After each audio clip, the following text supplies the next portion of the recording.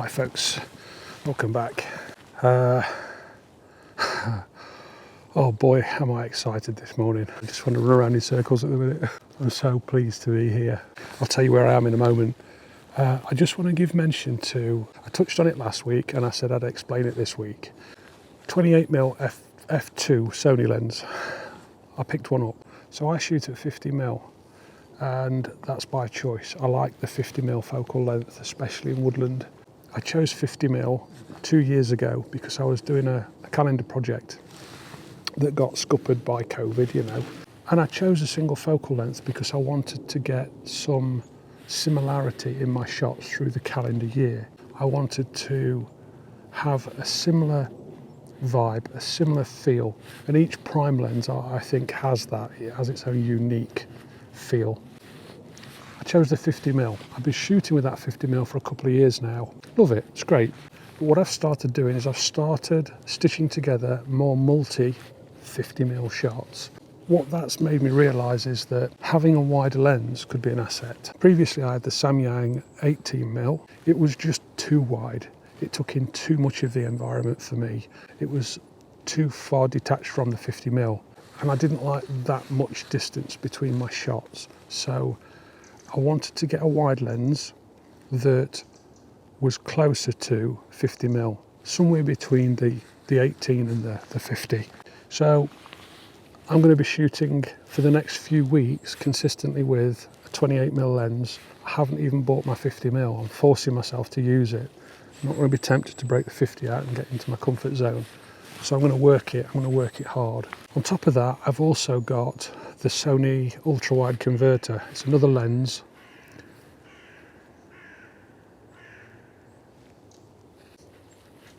Another lens that you bolt on to the 28mm. So it's another piece of glass. And it converts the 28mm. I think it converts it to like 21mm f2.8. The only problem I'm going to have with it, stop it you naughty. The only problem I'm going to have with that 21mm ultra-wide converter is if the quality's not there or I have too much distortion. But I'll see. That might take me too far and I might just settle on the 28, but results is where it's going to matter. Right.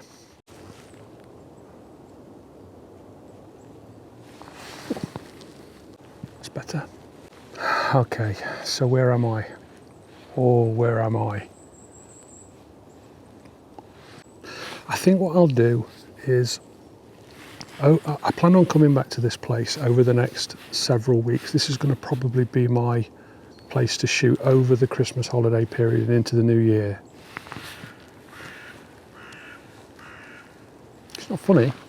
So over these weeks, I'll tell you a little bit more each time rather than throw it all out there all in one go.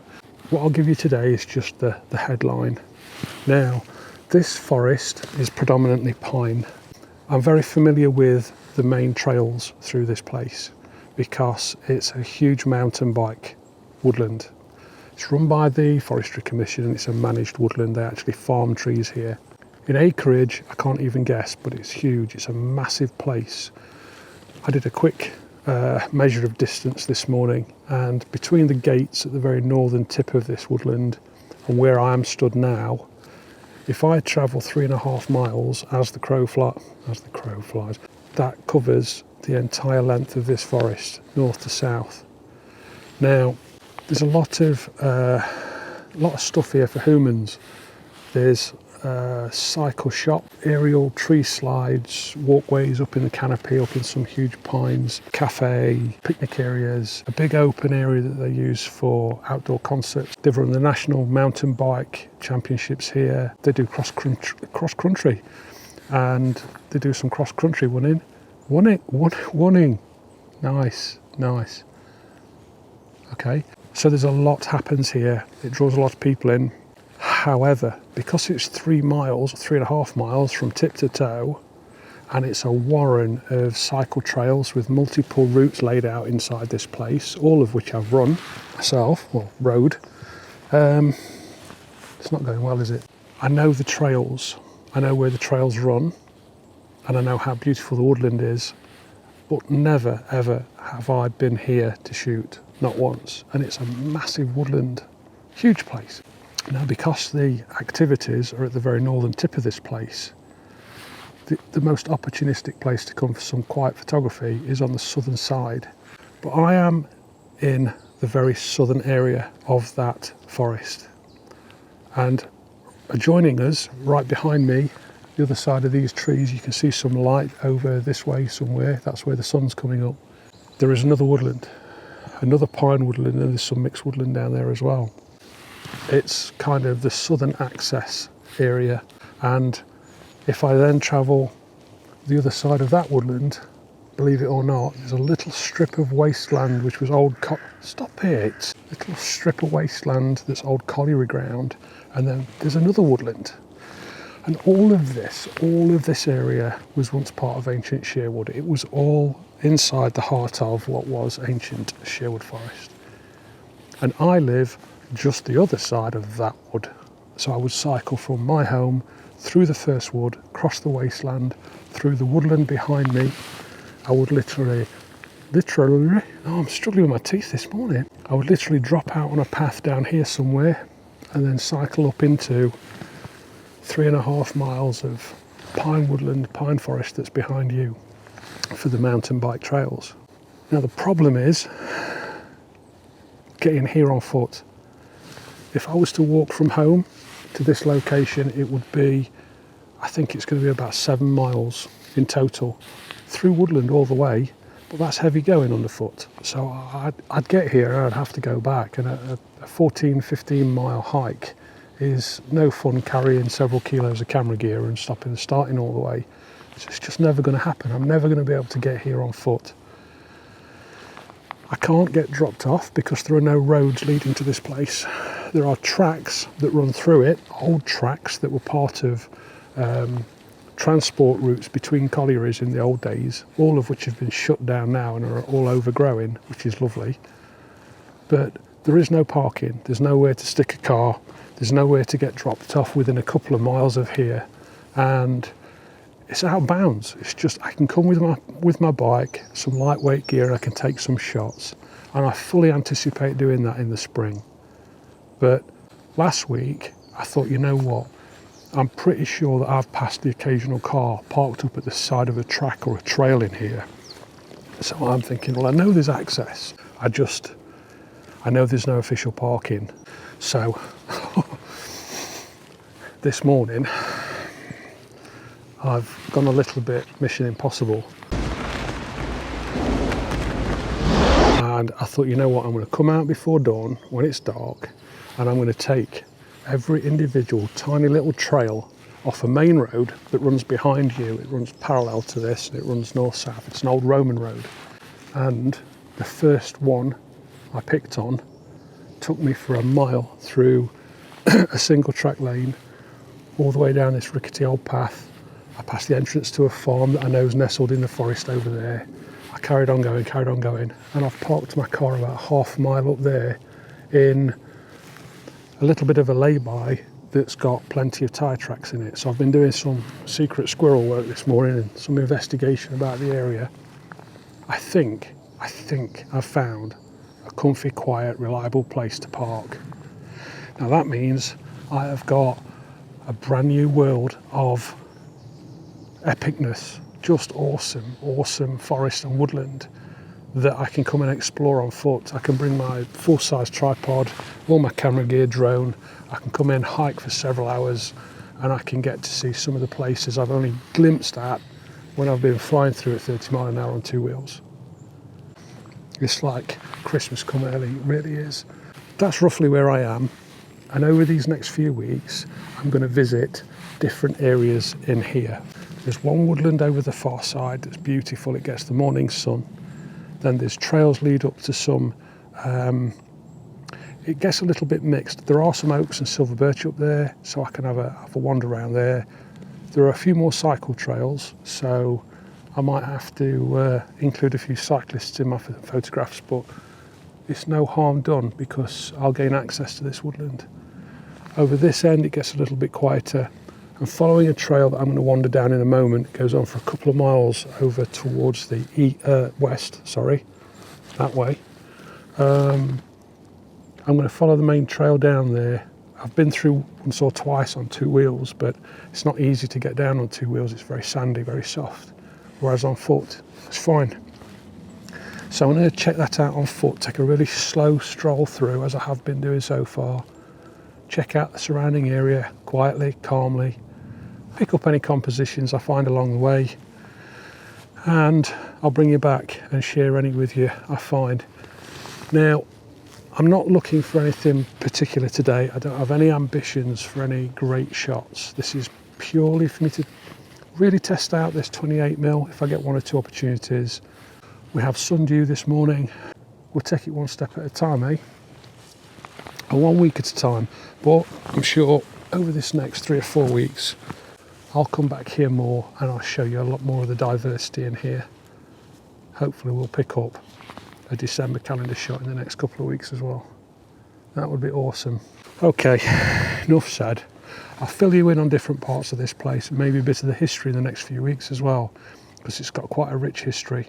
And as I say, it was once very much part of ancient Sherwood. So there are some big old trees in here as well as the farmland. And I'll try and sniff a few of those out along the way as well. Cool. Enough tittle tattle. Let's get this gear on the road. I'll bring you back when I find something interesting. I'll see you in a bit.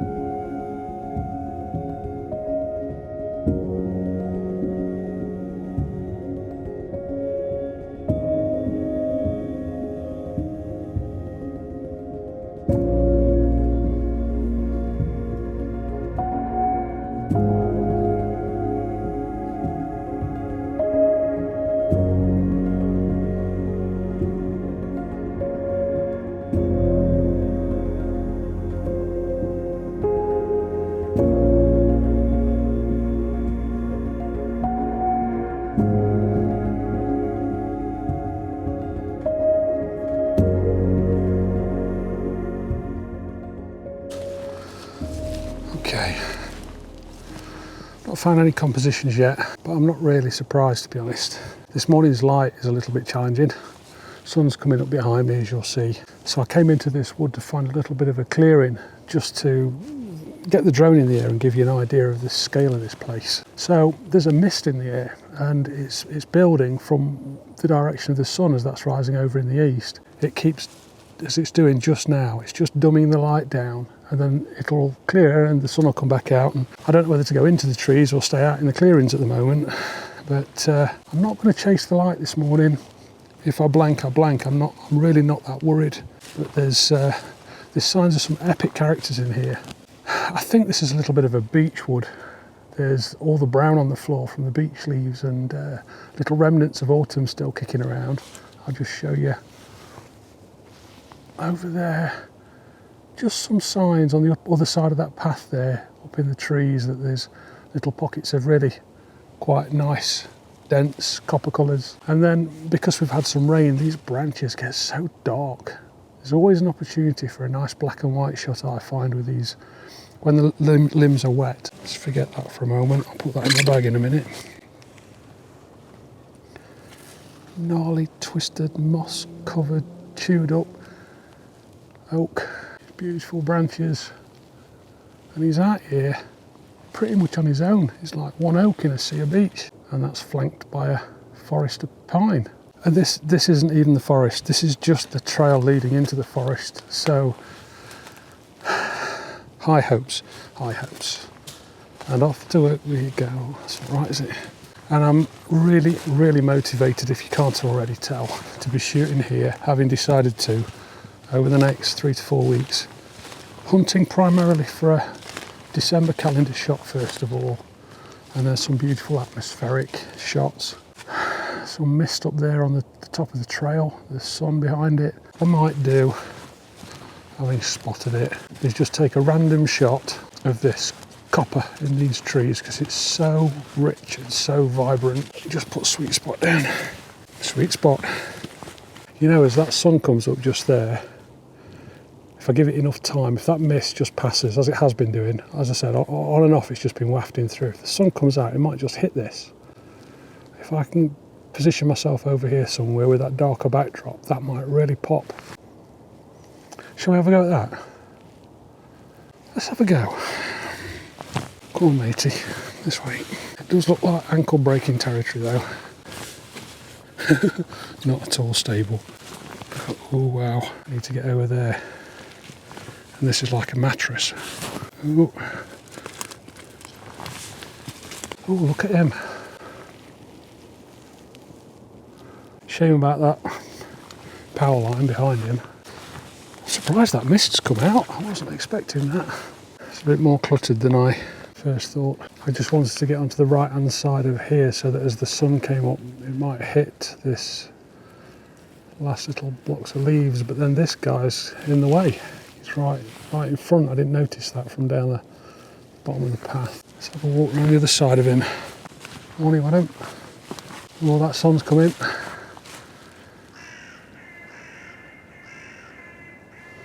Thanks, boys. I think I'm a bit too early. It's going to take a while before, see the sun there as it's rising behind us, it's just touching the tops of the trees. It's going to take a while before it penetrates into this level.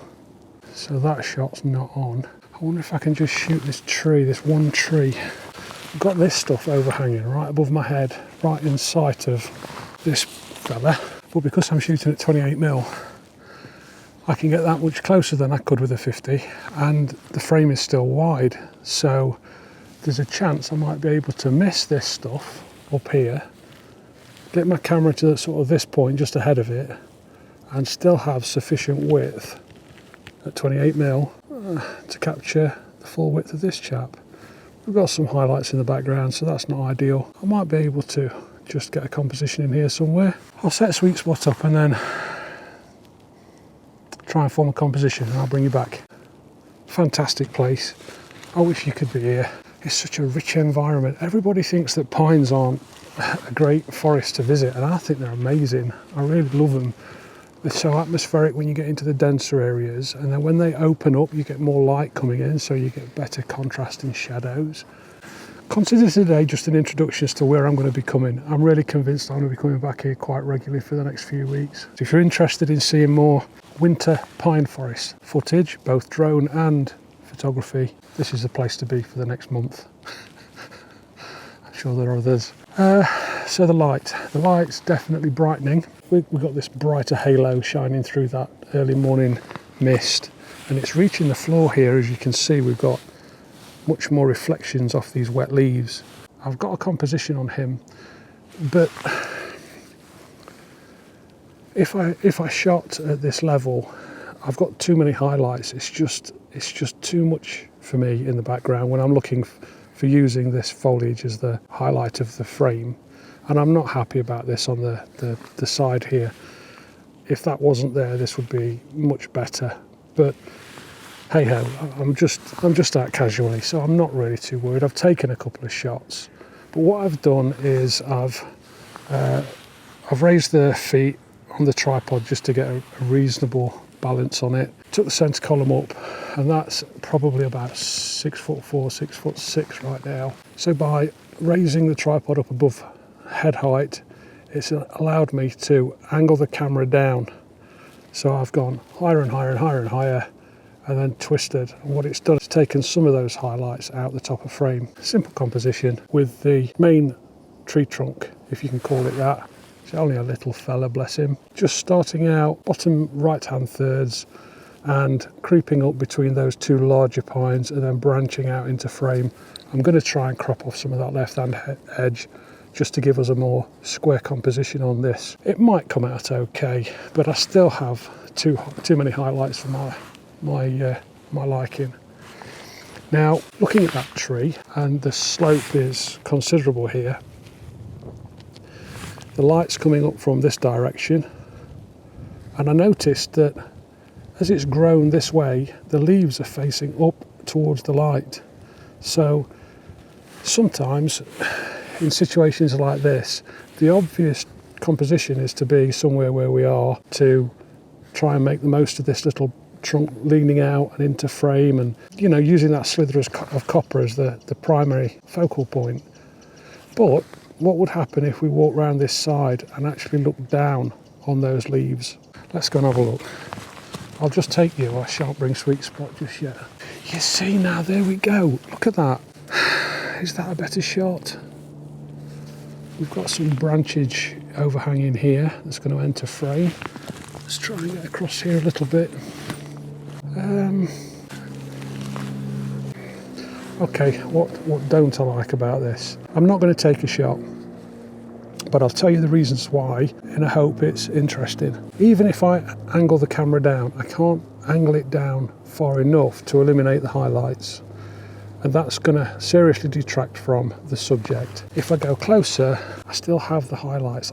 I'm not going to be able to eliminate them no matter what I do with old Sweet Spot over there. Now I could perhaps go in really, really close, try and go for some sort of a composition here where I'm really pushing it, aren't I? We've got this trunk that's not helpful. The backdrop's not particularly interesting. I like this dark, rich red amber colour on the floor, but this is my typical process of working out composition. So having been around that side, not finding a composition, if I go around the other side again, looking up into this pine wood where that's generally denser than it is out here, do I have a better composition? I love the form on this. I love this swoosh. But these highlights again aren't helping me. You get an idea of how I work. I want to share more of this rather than just sharing me talking through the compositions I actually bring away. What I'm going to try and do is I'm going to try to explain myself a bit more completely, and whether or not I find a composition, I want to run through my mindset. I'd like to see that from more photographers. I'd like to see how you work your compositions out. Some guys do it and I really appreciate it, and girls, let's be fair. Wish there were more girls actually in photography. It's a shame because I think they've got an awful lot of value to bring, more than a lot of dodgy guys out there, I'm sure. I think today we'll have a theme of something like starting my winter shoots. I don't know what I'll call it, I have no idea. It'll probably take me half a day to work that out. But you can see how I'm going to be exploring this environment. Hopefully the little drone clip I had will give you an indication of how far and wide I can travel here, how much we have open to us. So it's going to be quite rich pickings for a few weeks. I'm sure there'll be some frustrations along the way, and I'm sure I'll get sick and tired of seeing pine wood. But for now, not. I'm definitely highly motivated to come out here through the holiday season into the new year. And now I've got this parking space, man. That's ace. That's really, really cool. It definitely pays, doesn't it, for us to just be a little bit risky sometimes, go off the beaten track, visit somewhere you've not visited before, try and get to a place that is inaccessible. Because so far I'm finding generally where there's a will, there's a way. And I'm really grateful to be here this morning. So yeah, stake in the ground. This is where I'll be for the next few weeks. Much more of it to come. Definitely bring some more drone footage along, and hopefully we're going to see some weather. I'd like to come in here when it's absolutely tipping it down raining, and I'd also like to see a good couple of foot of snow. That would be awesome. Non-forecast yet, but we live in hope. Okay then folks, for today I'm going to wrap up. I'm not going to go hunting around for any more compositions in here. I'm just going to take a steady walk back, probably plot out my next route for my next visit here, and then I'll have a clearer idea of where I am, where I'm going and what I'm looking for. So I'm going to leave you in peace. Thank you very much for watching. Hope it's been a little bit different to usual and a bit more interesting. And yeah, till next time, please take care of one another. And if you can't be good, just be careful. I'll see you very soon. Take care. Bye for now.